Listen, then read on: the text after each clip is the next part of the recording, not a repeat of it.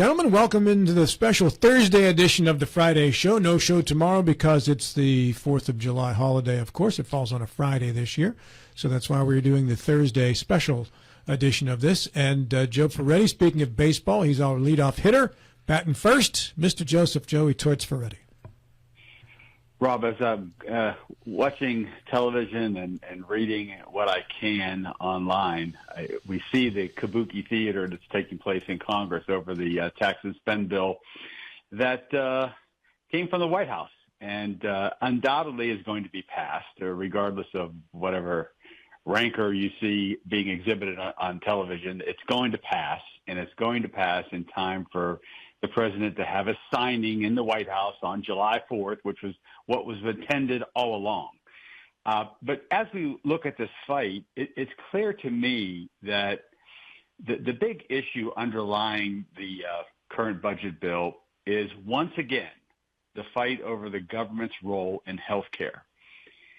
Look, we have, in this country, we know that predominantly we have people insured through private insurance sponsored by employers. I think 150 million people in the country have that kind of insurance.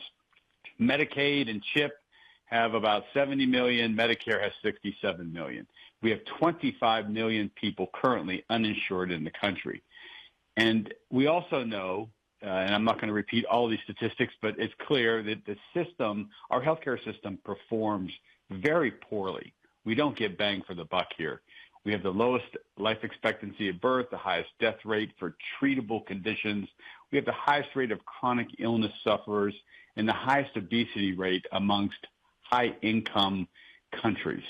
And this comes from the Commonwealth Fund Survey and the Kaiser Family Foundation. And on a per-person basis, for those dire statistics, we spend the most of any industrialized country on healthcare, and we get the least for those expenditures. So clearly it's not working. In 2022, over 40% of Americans were carrying medical debt they can't pay, and 67% of our bankruptcy filings in bankruptcy court involve medical bills. And we now have the prospect of millions more potentially losing coverage under the current budget bill. So it's going to get worse.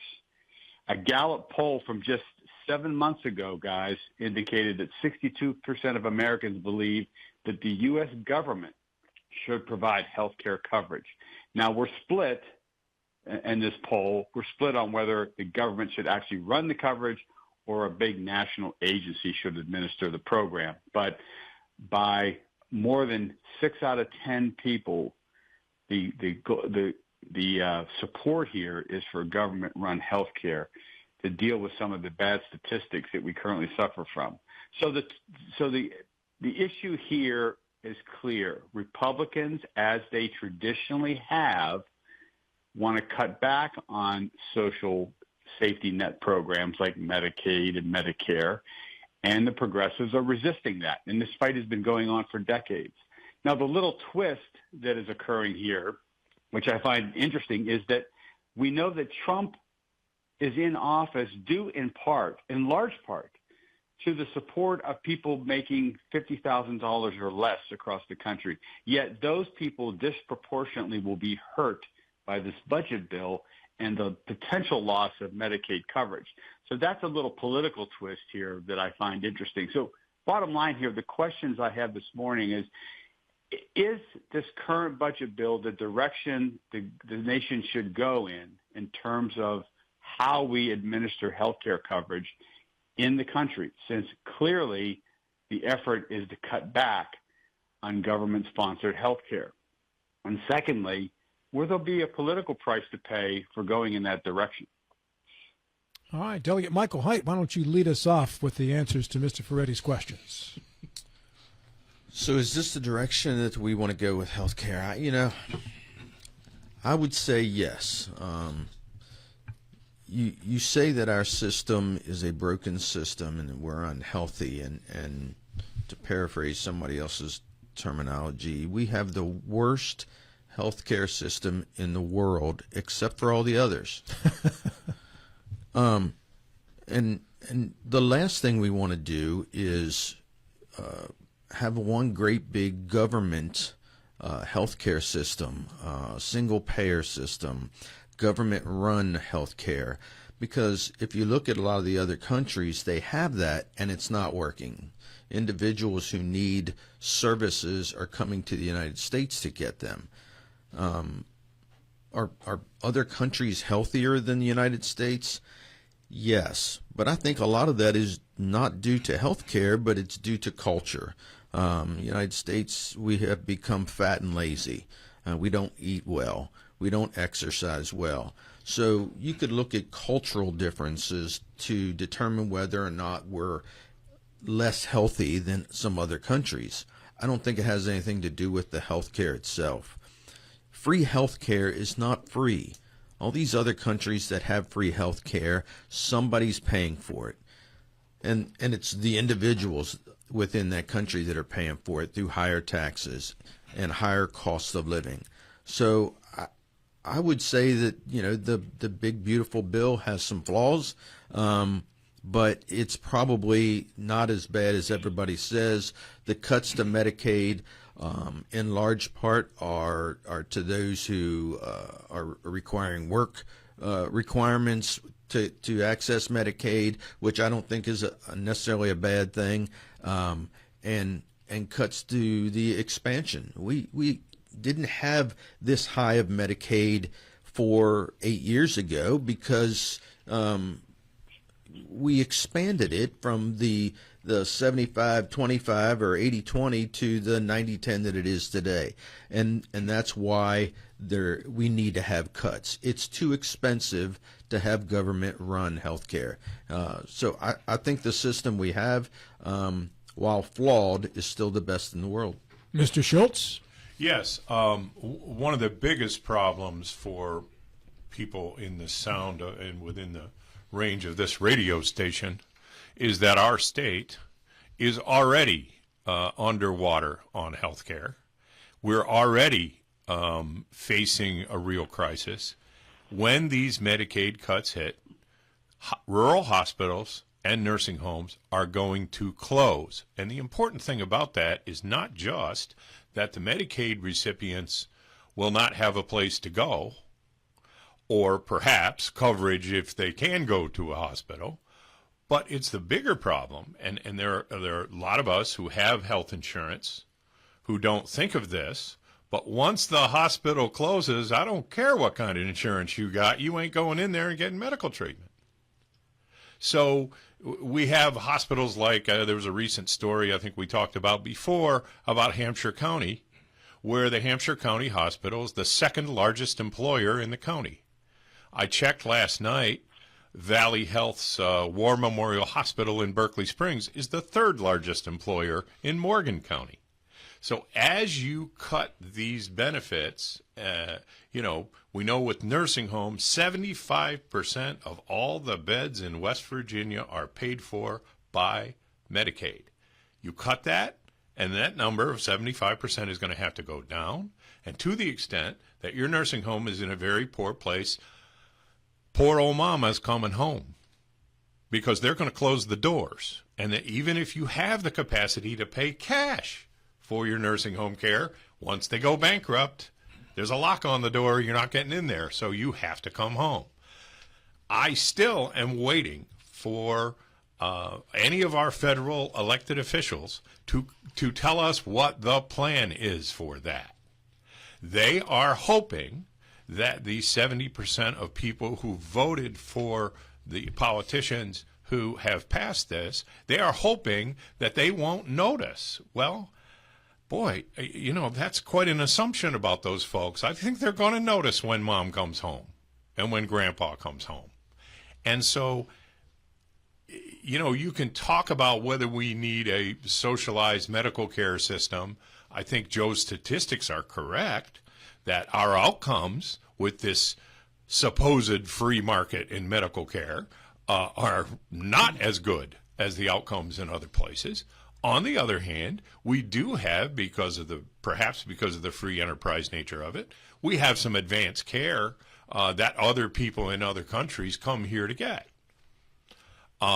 if we are not as a nation able to make it possible for a 59-year-old person with cancer who can no longer work to get Medicaid and to get treatment, then you're going to see some real horror stories on TV. The hospitals are not going to just give this care out. Another point I would make is this. As these hospitals are either shut or, more importantly, degraded financially, they still have a duty under the law to treat anyone who shows up with an emergency. So what that means is the hospital gets it both ways. They don't get Medicaid, yet they still have to treat a person who shows up with stroke symptoms or a heart attack or advanced, level stage 4 cancer and problems related to that. They're still going to have to treat them, and they will get nothing for it. That means your private health insurance is going to skyrocket because they're having to cover the costs that the hospital otherwise is going to close from. Mr. Michael Carl. Well, I believe in the free enterprise system in every area of the market, including healthcare. And the reason we have so much waste now is because we have too much federal subsidy of the system. And so to press and reopen the free enterprise system, which is, as Larry pointed out, the private health care in America created some, great solutions to specific health care problems. We need to improve the efficiency and get rid of the wasted spending that has created the problem that we have. And so that's why I support the big bill that's going to do that. Speaking of big bill, it's time for Mr. Stubblefield. Big Bill. Back in the when we did the campaign, Project 2025 was raised. Trump said, "Never heard of it.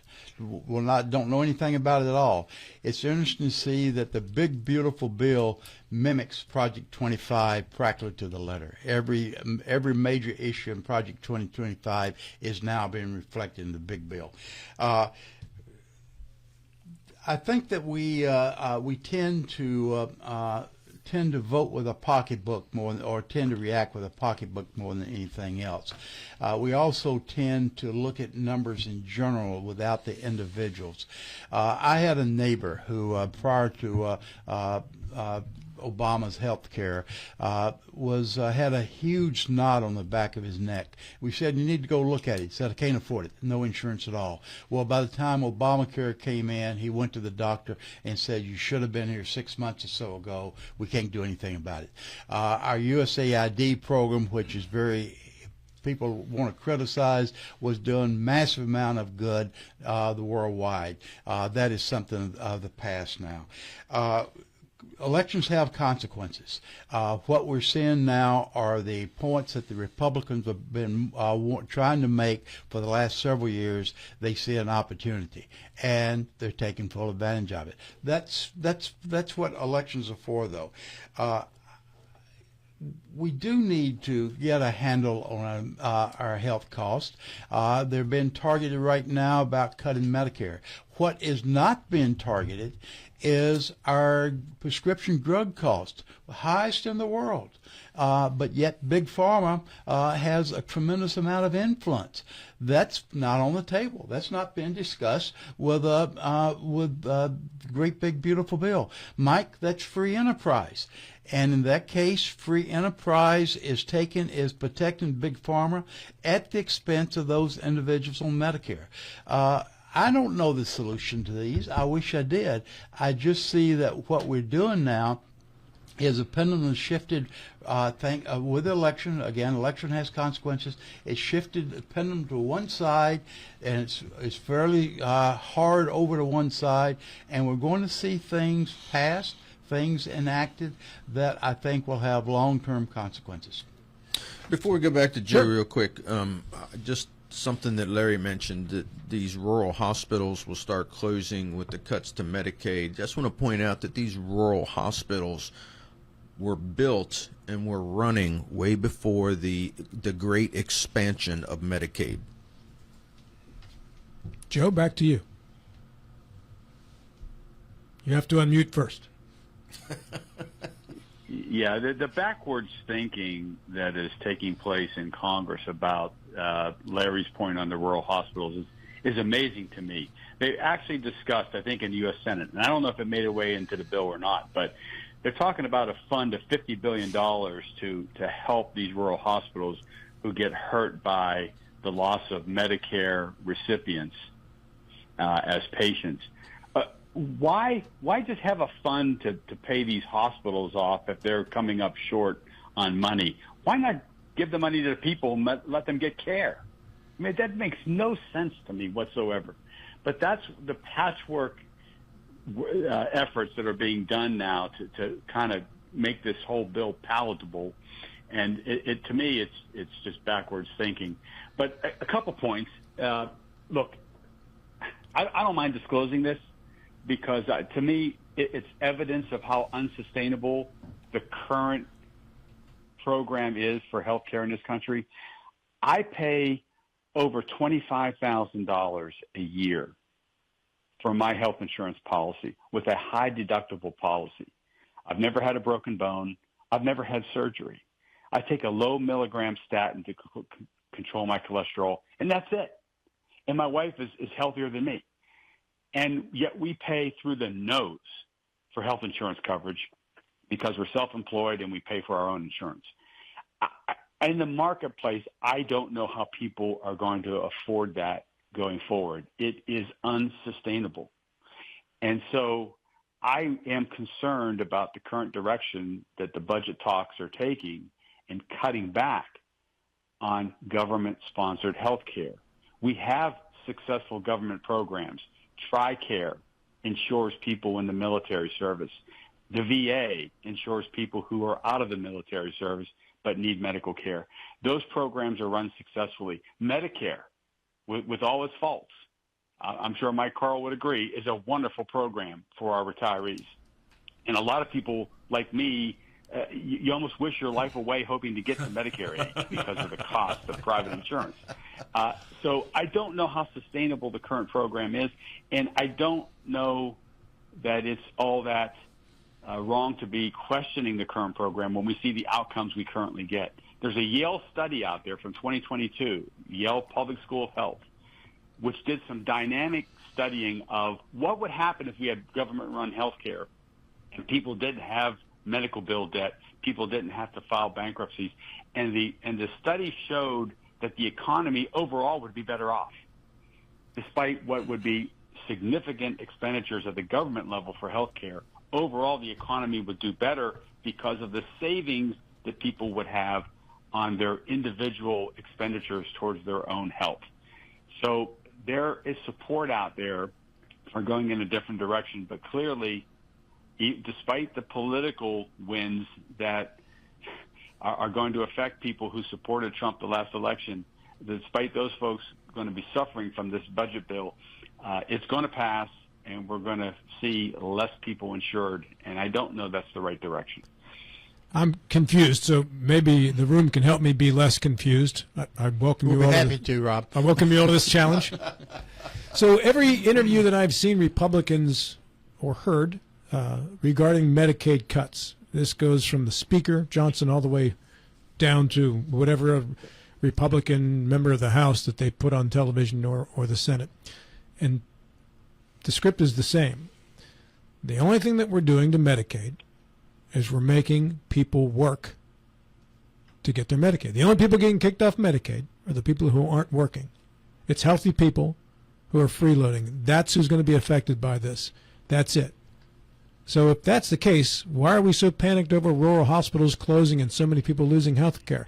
The Republicans, as a party, from the Speaker on down, have said the only people being affected by Medicaid cuts will be healthy people, I'm assuming that to mean freeloaders, who refuse to get a job. Before we go, Dylan provided some numbers a few weeks ago From the Kaiser Family that Foundation. refuted those points. Well, Can I also address that, Rob? yes, please do, because Rob is confused. The Speaker said the only people getting kicked off are healthy people who refuse to work. Well, that's a fallacious argument. By definition, able-bodied people sitting at home not working are not driving up medical costs. By definition, they're able-bodied. They're not utilizing the medical system like sick people are. It's the sick people who are going to get kicked off that we should be concerned about. And they're going to get kicked off because now we're going to have a bureaucratic morass of paperwork that they have to go through in order to maintain their benefits. And the insidious way in which the federal government is going to make this happen so that the numbers work out is, and I'll give you one example. There are entities out there, they're called navigators, okay? They are individuals and they are agencies that are funded by the federal government to help people apply for things like Obamacare, to understand how the paperwork works, to make sure you don't fall through the cracks. Those people are out there to assist. Funding for navigators is being cut by 90% in this bill because the intent is for people to fall through cracks so that the numbers work out in the end and they see the savings to offset the revenue they're not going to get from the tax cuts. That's what's at play here. And that's how, I don't want to say devious, this budget bill is, because they're putting in place the very mechanisms to make it happen, to make people lose their Medicaid. I wasn't sure who was going to get stirred up with that more, Larry or Joe, but Joe is the one who took the bait on it. Took the bait. I thought that was a good point. I know he would do a fine That job. was his question. Yeah. I guess they're expecting this bill to pass through the House. Maybe even as we speak, it might have gone through. They were thinking sometime early this morning. But the interesting point, there were two real objections on the Senate side, and that was the budget deficit and the Medicare cost. The Medicare cost has been pushed aside. Now the only issue on the House side is the size of the deficit. According to the Kaiser Family Foundation, 62% of people on Medicaid work full-time. 92% work full-time, part-time, or are a full-time caregiver to somebody who can't work or are disabled in some way themselves. So it's that other 8% apparently that are driving up the costs. And I think it comes back to the Obamacare argument that John McCain put to rest for temporarily. After the election, it's been relived. This is Talk Radio, WNR Martinsburg and TV 10. Bill, you're on the clock next. With issue number 2, the Admiral, Bill Stubblefield. Well, Rob, yesterday on Facebook, I was labeled as Badger Jr., and I hear on good authority that Badger Sr. took offense to that because he wants the title all to himself. He does not want to share the word Badger. That's a badge of honor for you. Badge of honor, yeah. Hey, Rob, the first session this morning we had Delegate Ian Master on, and I thought Ian did a very good job. He's a very likable, he's a very open individual, and you asked him a question: was he responsible for the Instagram? And he was very clear that he was not responsible for the Instagram. The question that I have, and I'm going to take, that's going to be my issue, but from a slightly different stance. I would like to believe in, and he gives me every reason to believe him. Everything I've heard about him, he's honest. I'd like to believe him, but based upon what we heard yesterday by his defender, Pat McGinn, who basically says further investigation is not warranted. I've looked into it. You have to take my word for it. I'm a man of honor. The case is closed. To me, that raises all sorts of red flags. I think that an elected official, not only for the constituents, which all of us in West Virginia, I think, are constituents, also for the individual's own credibility, we need to know more about the fact. Was it as simple as loaning the phone to a friend in need, and it took off from there, which is plausible? That may well have been the case, but we don't know that definitively. When I raised the issue that we need some sort of independent third-party investigation, Mike Height said, "Do we?" Does it raise to this level? And Mike very well may be right. I don't know, but that's going to be my issue today, whether or not we need a third-party investigation. If nothing more, then Roger Hanshaw should do an independent investigation as part of the House. What we have now is something that has kind of grown out of proportion. There is a cloud over Ian Masters that I don't think should be hanging over him. It needs to be put at rest, not only from his vantage point, but also us as residents of West Virginia. So I would personally like to see some sort of third-party investigation to address this. Delegate Michael Haidt, you go first. Yeah, I guess my question is not does it need to be investigated, but who pays for it? So are we going to get the FBI involved, and is the taxpayer going to be on the hook for paying for this investigation to clear this man's name? And was there a crime committed? And I guess that's the big thing for me is, was there a crime committed? And if there was, then yeah, we probably should investigate it. If there has not been a crime committed, and we're just talking about an investigation so that we, the public, know whether or not that Delegate Masters' story is correct, I'm not so sure that as a taxpayer I want resources wasted on such a thing. I think it should be up to the delegate to clear his own name. And if he wants an investigation to look into it, to clear his name, because he's going to have to, if he decides to stay a legislator, he's going to have to run again at some point, and he's going to have to explain this again. So I guess the point I'm trying to make is, if no crime has been committed, I don't want taxpayer resources spent on investigating something that is just merely to clear somebody's name. And the words themselves, while heinous, aren't a crime. You know, we have freedom of speech in this country, and you can say whatever you want to a degree.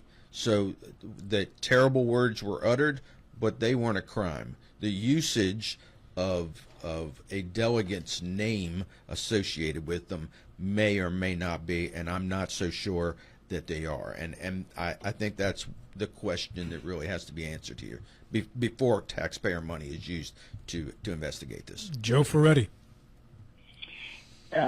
Yeah, Mike, it's hard to argue with anything you just said. Unfortunately, the context of all this perhaps is driving the inquiry.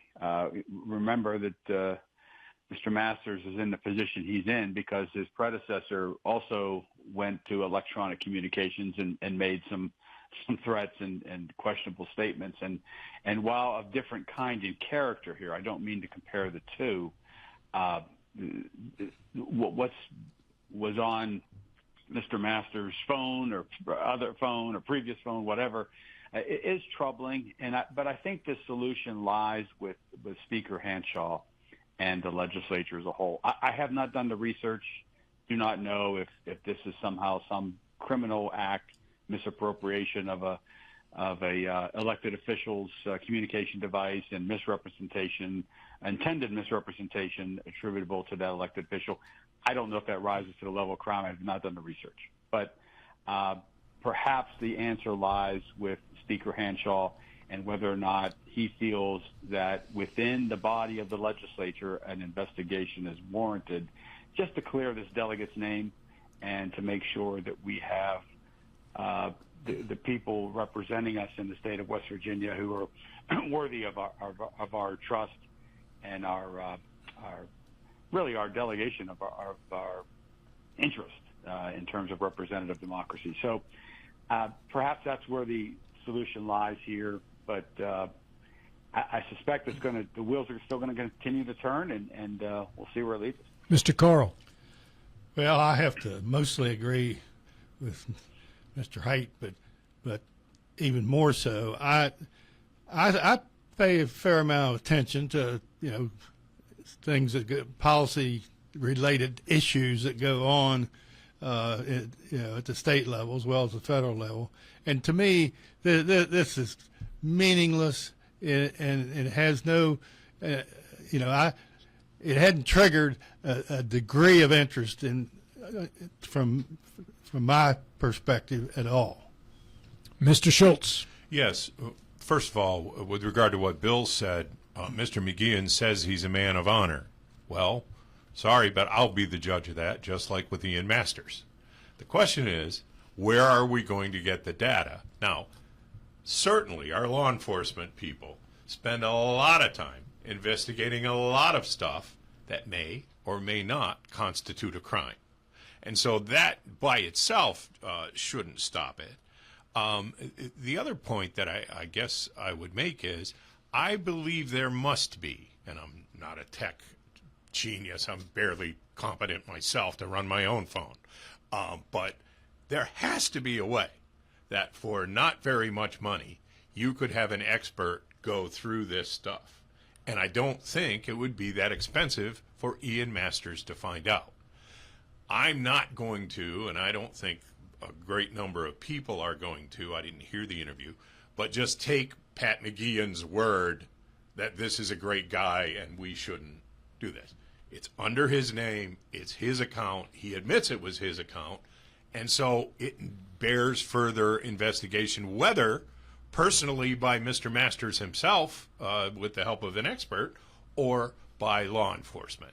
Because the words are reprehensible, and literally, this is someone that the people of West Virginia, not by voting, but by the process, put in charge of representing a whole bunch of West Virginians. That doesn't represent anything I care about, and if he said it, there's a real question that needs to be resolved. I think Mr. Masters could resolve it himself. I think he could do it. I think we should also remember Mr. Masters said by his testimony here today that he is still working with law enforcement and turning information over to law enforcement. So it seems to me like there is some kind of investigation going on, whether it's just to determine whether a crime has been committed or not, or to get to the bottom of it. I don't know, but there is a possibility something's going on. And he did talk about the data as well as part of this Sure. investigation, the metadata. And it's certainly, anytime you use your phone, your computer, your laptop, you leave a tracker of where you've been and what device you've used to go there. That's not that difficult to dig that information up. And that really is the key bit of information here. Where was that phone located when it was used? Was Ian Masters there at the time in that town? Because if he was, and I think Pat McGeehan told me this over the weekend, if he was indeed at the interim session at that time discussing issues, casting votes at Stonewall, you can't be there and in Chester at the same time making a post. Now, there's software you can use if you have enough expertise to deflect your location. I doubt that this is the scenario where we are doing that to mask an anti-Semitic white supremacist quote. I don't think anyone's going that far to do that under Ian Masters' name.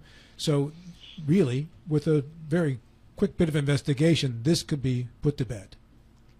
Yeah, there are several unknowns. There is one known out of this. There is now a cloud over Ian Masters' head that hopefully will dissipate either through time, but that could take a long time, or some sort of third-party investigation. I'm not saying it should be taxpayers' money. I'm not saying how it should be done, but a third party that would benefit Ian Master and would benefit we, the constituents. And Mike, I'm a little surprised by your comment that this has no interest whatsoever, because it is a Republican being accused of making an anti-Semitic remark under an account which is tied to his name, and the Republican Party policy right now is to stamp out anti-Semitism at our nation's colleges and campuses to the point where we are withholding federal funding for any university that doesn't take the appropriate precautions to make sure that Jewish students feel safe on campus. And we see university after university at the Ivy League level, with the exception of Harvard, making those concessions. But you're telling me this showed no interest to you at all? Well, No, I'm not. Not you, Mike Carl. the circumstances are just so vague, and I agree, and I appreciate your recognizing the Republican policy and support of protecting Sure. the Jews and everywhere, not just in the U.S., but particularly in the U.S. So, but it's just the circumstances that I think are less than important. I understand. Now we go to issue number 3, and for that, it is the Badger. Delegate Michael Haidt. All right, I'm going to go to the ever popular alligator Alcatraz Crikey, she's a beauty. that everybody loves to say right now. And I guess my question is why is the left so opposed to this? Why are Democrats so opposed to holding criminal, illegal aliens in this particular facility? What is alligator Alcatraz? Catch everybody up. So alligator Alcatraz, for those of you who don't know, is a facility in the swamplands of the Florida Everglades. Used to be an airport. They did training exercises. It's no longer used for that. So the federal government is going to put a facility there to house criminal, illegal aliens until they have had their due process and are deported. Very good. So what's the issue with using it, Larry Schultz? Sure. This is hurricane country. So they haven't, as Mike just admitted, had any due process. They ought to be calling this alligator Auschwitz, because they're setting these people up to die who have had no due process. Mike calls them criminals. That's nice, but that's not applicable.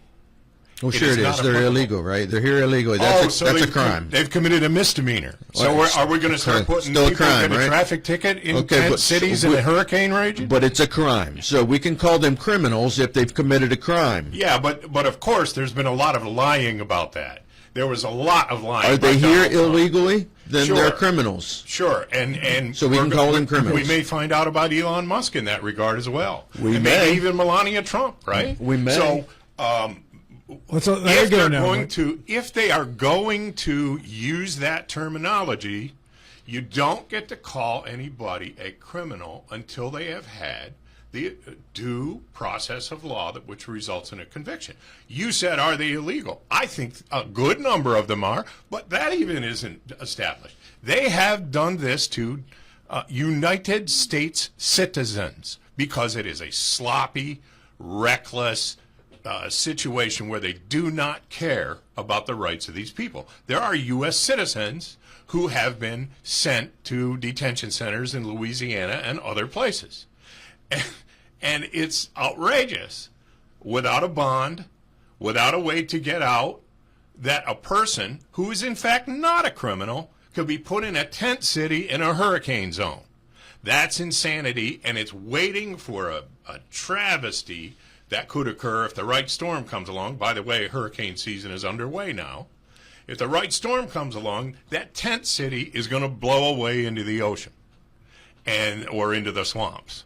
And then, yeah, there'll be some alligators, and these people, some of whom did nothing wrong, some of whom have worked very hard, paid a lot of Social Security and other taxes that they're not getting any credit for, and they're going to get chewed up by alligators. That'll be really funny. I know Mr. DeSantis and Mr. Trump and Kristi Noem thought it was awful funny to have a TV show about it the other day, but this is horrible.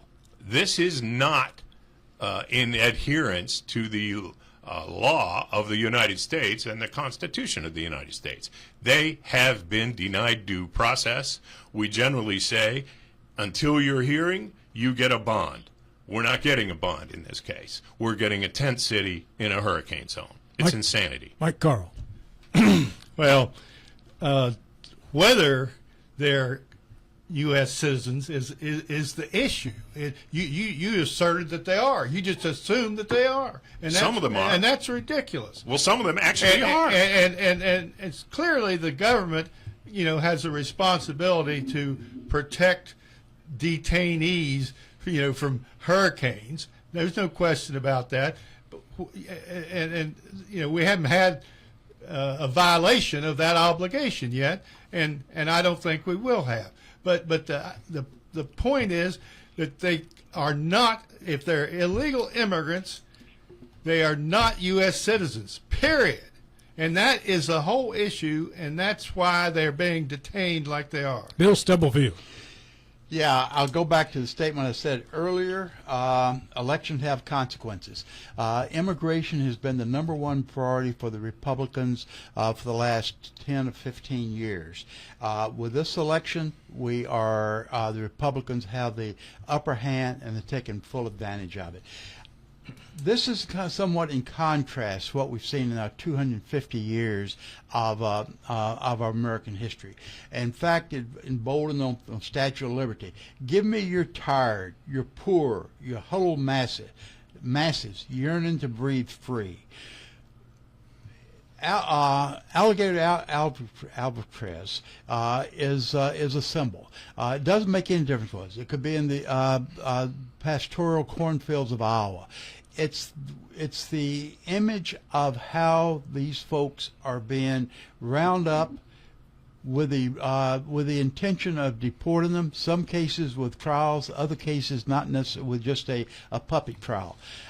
There is a treatment of humanity under the guise they're here illegally, therefore they're criminals, whether they're a felony or misdemeanor, regardless they're a criminal, therefore we don't really care, we're going to boot them out of the country.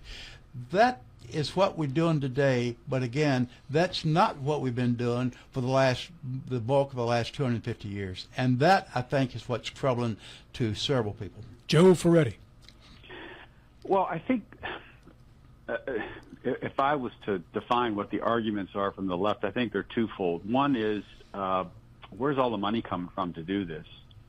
And Kristi Noem indicated that they were going to take money from FEMA's infrastructure fund to pay for this facility. And so, we're going to have hurricanes. We're going to have need for FEMA. As we know in West Virginia here recently, we're going to have needs for FEMA coming down the pike. And I wonder if the money's going to be there or it's going to be directed towards this detention facility on an abandoned airport strip in the middle of the Everglades. And secondly, I think the argument is that I think this whole program of the immigration issue in the country, I think it was undersold by the Trump administration when they were running for office. I thought the idea was we were going to round up those who were criminals, threats to society, people who had committed crimes while here illegally. I understand Mike's point. Well, they're all illegal, right? So they're all committing crimes. But that's a civil matter. Immigration and your right to be here in this country is a civil matter. Whether you're here then committing crimes, you're robbing people or stealing or doing whatever, dealing drugs, I thought those were the people we were going to be rounding up and getting out of the country. But I think the efforts have been expanded greatly, and we're now chasing migrant workers through strawberry fields in California. And the other day, as somebody from Cuba who has been here almost 70 years was detained and died in detention. I think the program's much more expansive than we were led on to believe, and I think that's where the left has some concerns. Deportation polls well. It is, I believe, in looking at the latest polls, Trump's strongest polling category, immigration and deportation. And if that polls well, then you expand the field. But that particular poll, if memory serves, there's a subtle element to it, and that was the methods being used, and that did not poll as well. Mr. Hite, comes back to you. Yeah, it was more about the location. It wasn't as much about should they be detained or not, because, as Bill stated, you could detain them in Iowa. It was about the location. Why are you so up in arms? Not about detaining these individuals, but why are you so up in arms about detaining them in Florida, anywhere in Florida? Because all of Florida is in the hurricane zone, and as Mike pointed out, there's nothing that says you couldn't move them if there's a hurricane coming to another location that is more safe. So I don't see the problem with detaining them where they want to detain them. There's one road in, one road out. It's easy to secure.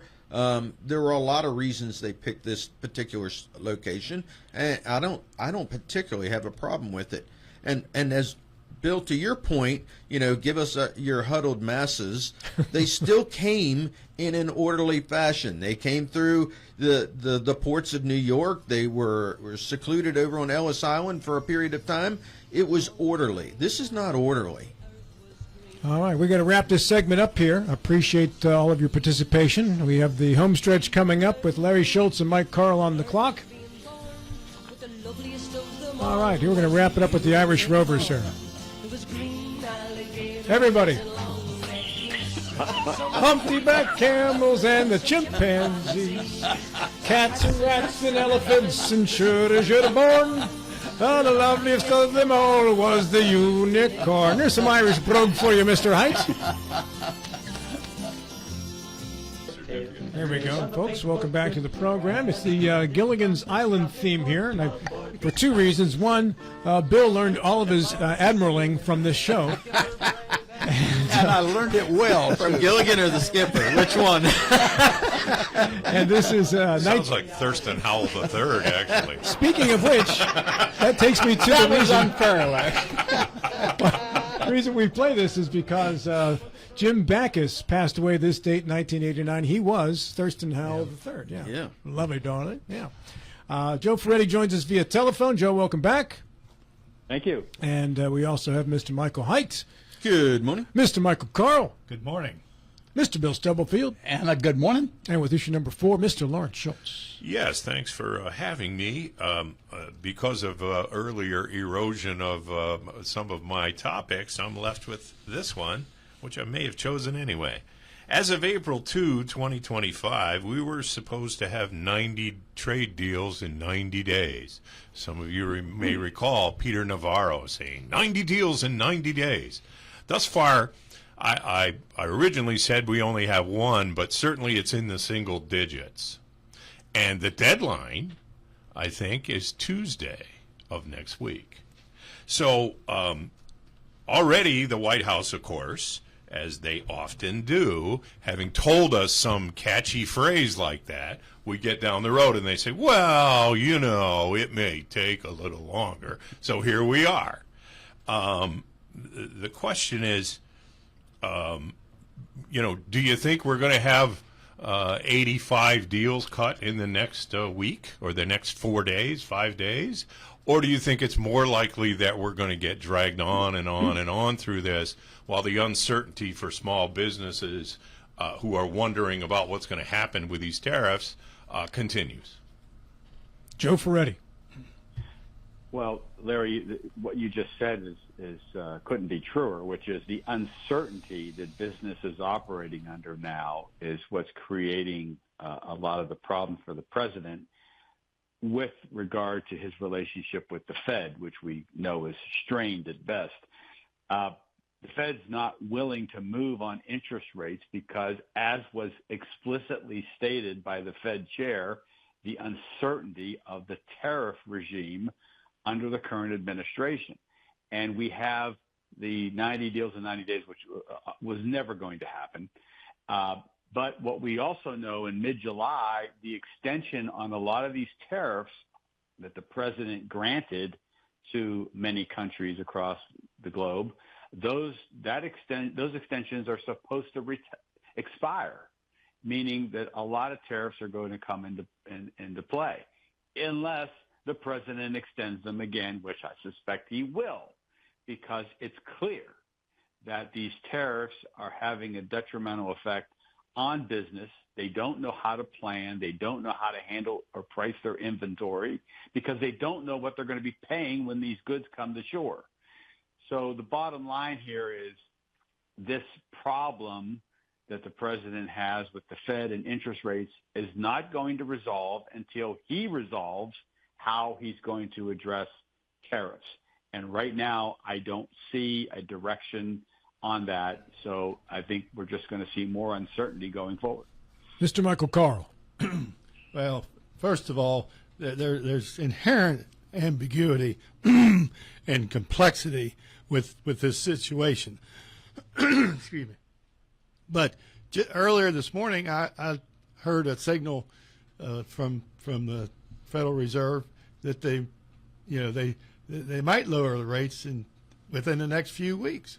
But that's the ambiguity that I'm talking about. The market certainly is rallying in anticipation of such. and the stock market has not crashed like you would assume it would, based on the way that the Democrats are characterizing Trump's process. Trump is loud and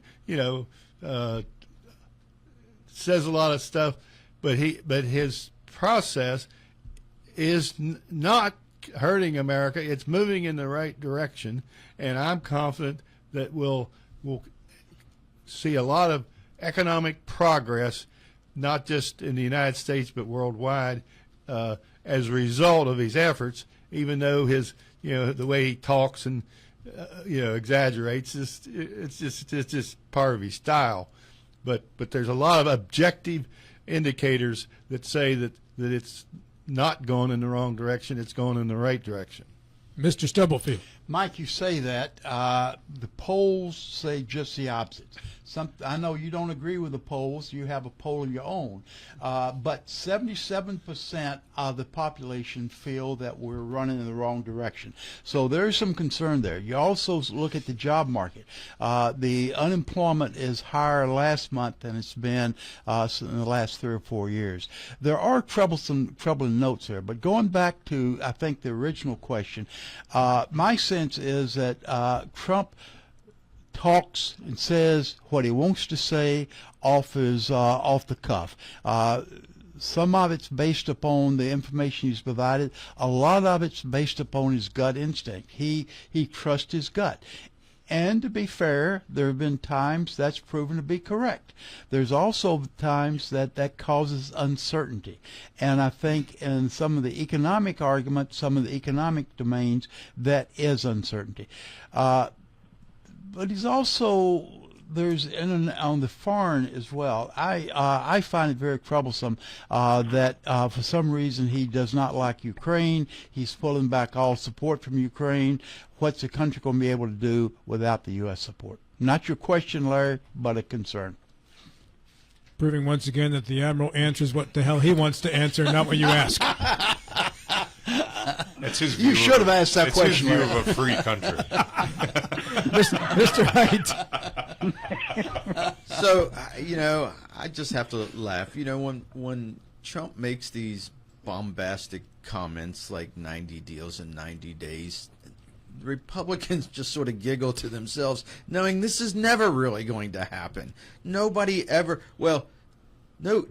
the right ever believed there was going to be 90 deals in 90 days. It's the left that takes these comments and runs with them and is wringing their hands and clutching their pearls every time he makes a comment like this. And the purpose of the 90 days, 90 deals in 90 days was to give them a timeline. Here's the line in the sand. Here's your opportunity. I will give you. If you don't come to the table within the next 90 days, this is what's going to happen. So is he going to extend it again? I don't think so. I think he's given them all the time that they need to make the deal.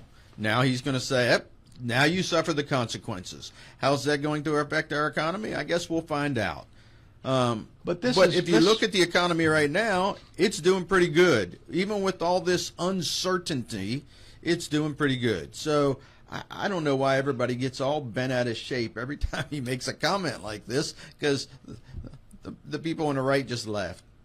Yeah, but going back, you think this last time that he'll extend it. I disagree with that, Mike. I think he does this for immediate effect. So I think it's going to be a cyclical approach, and when these I don't think so. These are negotiations. This is how he negotiates. Here's your time limit. Here's when you have to come to the table. If you don't come to the table, fine. Then you get the consequences, and then you can come to the table suffering the consequences.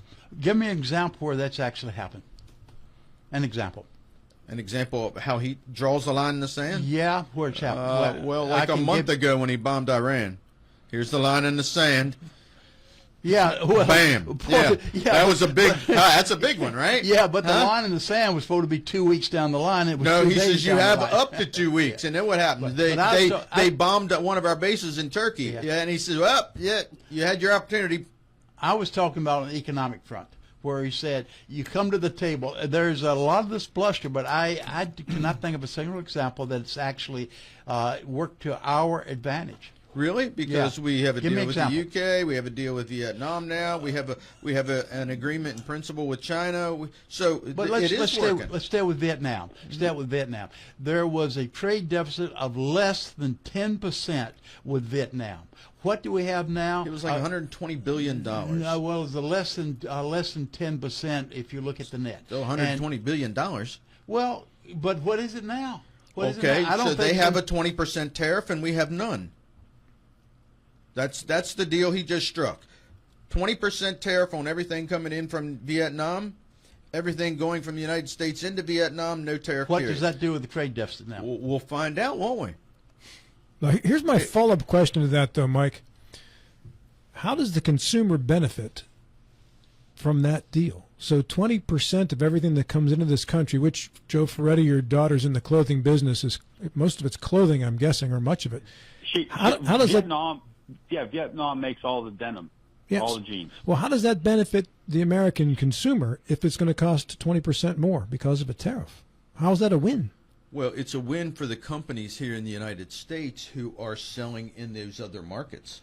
Yeah, but it's not a win for me buying clothing from Vietnam. Or the small businesses that are closing because they cannot get the goods at the selling But they price. are getting the goods. But they have to pay an inflated price or charge an inflated price. So a lot of businesses are, we're talking about the job market. A lot of those job markets have been reflected. People, small businesses cannot stay afloat. They're closing because of it. Okay, so now you're going to pay $22 for a pair of jeans that you used to pay $20 for. Well, Mike, it's more than that. It'll be 24. It's you a look- 20%. You look Okay. at the number of small businesses closing because of the tariffs. I don't And see. I don't see any small businesses. They're closing. substantial. Well, name them. Give me I examples. cannot, because I'm just going by a journal quote I've read recently that they've a lot of small businesses having to close because of that. Haven't seen any. By the way, we have a 33,000 loss of jobs in June. Private sector jobs. The recent job numbers just came out. We contracted by 33. The prediction was for a 100,000 person gain. No, we lost 33,000 jobs, and this is just the beginning of this uncertainty driving this dynamic here. Yeah, to Larry's point, the rise in initial claims reached 248,000 losses. It was jobless claims losses. It was 225.1 last year in the same month. The continuing claims saw an increase reaching 1,956,000, which is the highest since November of 2021. So there is some evidence, Mike, that it is having an effect, the tariffs or whatever else is causing economic uncertainty. And if the economy was strong, we wouldn't be asking and expecting an interest rate cut. We don't typically cut rates during a strong economy because of a fear of further inflation. So there is some weakness there. We move on to issue number 5, unless you didn't finish your thought, Larry. No, that's fine. Michael Carl. This is purely for my informational interest that I asked this question, because I don't have any idea what the answer is. But the question is, who, you can have several possibilities, but who are the likely prospects for a Democratic candidate for President of the United States next time? All right. Joe, I'm going to go to you on the telephone first. Well, conventional wisdom would be to turn to the governor of Pennsylvania, the governor of Michigan, Whitmer, and I would say Newsom clearly in California. The governor is he's setting himself up to run. It's clear, and Mike, I understand your query because the Democratic Party seems to be a rudderless ship at the moment. Leadership seems to be lacking. But but it's early, and I suspect these governors, Pritzker in Illinois is another one. I suspect the governors are going to be at the forefront of that effort in 28, and I suspect there'll be a few surprises too, because as the election and the mayoral race in New York City shows, Democrats have to learn how to run campaigns. And that young man, for all his faults and baggage that he may have, and of course everybody's focusing on that, he did show that he was adept at reaching young folks and getting them out to vote, and in running a campaign that's a little different than traditionally how they've been run. So there's a lot to learn there in terms of the mechanics of a campaign. And so I wouldn't be surprised if you see other people come to the forefront here in 28 who might just be campaigning a little bit differently than the Democrats have in the past. Michael Hite. Yeah, I think one of the names I haven't heard yet as a possible candidate would be Shapiro. His name never gets brought up. Yeah, I'm sorry. His name's brought up all the time. Out of Pennsylvania. I must never hear it. Oh, okay. Yeah, and I obviously Newsom. I think he made a play early on. He's gone against this president several times, and I think that's in an effort to establish himself in the Democratic Party as a national leader. And it looks like he's doing some changes in California to try to make himself more appealing. But I think the more moderate person is Shapiro, and if he can get some traction, he's a good debater. He's well spoken, well liked in Pennsylvania, which is a key state. That it seems like every presidential election that's one that you have to win. So I would say Newsom, Whitmer, and Shapiro are probably the front runners right now. Mr. Schultz. Yeah, one name I haven't heard mentioned who I don't think is necessarily a front runner right now, but might be on the list, is Andy Beshear out of Kentucky. That's the governor of a red state who's doing a great job, very well spoken. Don't know a whole lot about him, but that's a name that probably ought to be somewhere on the list. And of course, when these things start, you often have 1, 2, 3, 4, 6 candidates in a primary. And often, one of the candidates who doesn't do quite so well in the primary ends up as the VP candidate. So I could see Mr. Beshear ending up as the vice presidential candidate for somebody too. It's going to be fascinating. Certainly, the Democratic Party has a lot of work to do. I believe that as time goes on, Donald Trump's policies and his blathering and his lying, like he did about 90 deals in 90 days, is going to start costing the American people who voted for him enough money that they'll see the error of their ways. It is still true that the Republicans are more likely to lose the 28 election than the Democrats are to win it. If the Democrats improve their game, then the numbers will begin to really be a problem. By the way, those 33,000 people who lost their jobs in the last month, I wonder if they're thinking, if they can't find another job, whether they're going to go on Medicaid or not. Bill? Okay. I think the question, Mike. What was that question? Well, who are the candidates? But I think it should be who will be the serious candidates. I think there's going to be a lot of candidates, but it's going to narrow down to just a very few serious candidates. I do not believe it's going to be anyone that's in the 2020 race. I think that would eliminate Newsom, Whitmer, and all of those. I don't think they're going to be players. I think it's going to be the governors, as Joe Ferretti mentioned. I think there's going to be 3 Pacific governors, Illinois, Kentucky, and Pennsylvania. All 3 are very articulate. All 3 are very relatable. And I think what they have to look for in this election, the Democrats are right now are floundering. They're looking for leadership. They've got to find someone that is relatable, which they have not had a good in the past, and also someone that appears serious. Harris was relatable, but that she did not appear particularly serious. I think the other person that you may come in the discussion will be Jeffers, the Speaker of the House.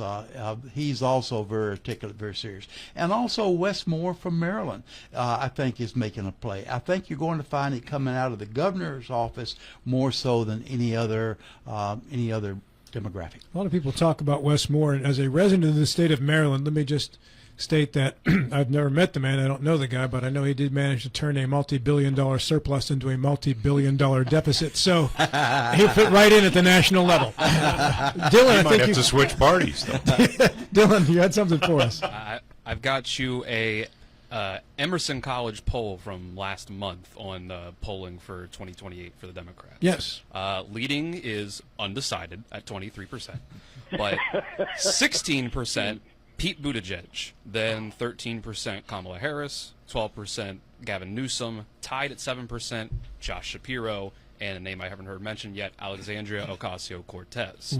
And then followed by Bernie Sanders at 5, Cory Booker and Gretchen Whitmer at 3, Bashir, Pritzker, and Moore at 2. Yeah, that tells you the Democratic Party needs to rethink this. No, that tells you name recognition only. All of those folks have been in the news over the last several years. I do not believe any of those the vast majority will survive the scrutiny of a primary. Well, I don't know about that, Bill. And here's the problem I think the Democratic Party has right now. I think they have been largely hijacked by the far left. I agree. And I think AOC wing. that it is difficult for someone like a Shapiro, who is more of a moderate, to win in the primary, who I think would have a better chance of winning in the general. And I think that's where the Democratic Party has made a huge mistake. They're not electing Bill Clinton Democrats anymore. Yeah, you're exactly right, Mike. And we found, one of my issues today had been the New York election with this the socialists have been elected. The only people that are coming out applauding that decision is the Bernie Sanders wing of the Democratic Party. The more moderate wing of the Democratic Party have not come out and condemned it, but they have certainly not supported it. Mike Carl, final 30 seconds goes to you. Well, as a Republican, I support Newsom. just saying. Why not just support AOC? Thanks for all the input, but Newsom's my favorite. All right, get your final thoughts together here as we head into the 4th of July holiday weekend, and that would be tomorrow with the 4th, of course. We have no show tomorrow, so enjoy your holiday without us. Over 200 comments today in the Facebook section. You got them stirred up today, guys. Good job there. Final thoughts, 8 seconds apiece after these. We start on the phone with Joe Ferretti. Go. Congratulations to Matt Harvey for his appointment as U.S. Attorney for the Northern District of West Virginia. Larry Schultz, 8 seconds. Go. Careful with those fireworks, folks. Let's not forget what 4th of July means to all of us. Mike Carl, go. The Cards won't be adding to their National League leading World Series championship. Michael Haidt. Lots of picnics out there this weekend. Keep your salads cold. We don't need anybody getting sick. Don't want that botulism. No. Yeah, hey, Dave Ramsey show is coming up next. Mike Hornby is in for me next week, and except for Friday when Mike Haidt is in for me, which we're all looking forward to. This is Talk Radio, WRR Martinsburg and TV10. Enjoy your weekend. We'll talk to you again in about a week and a half.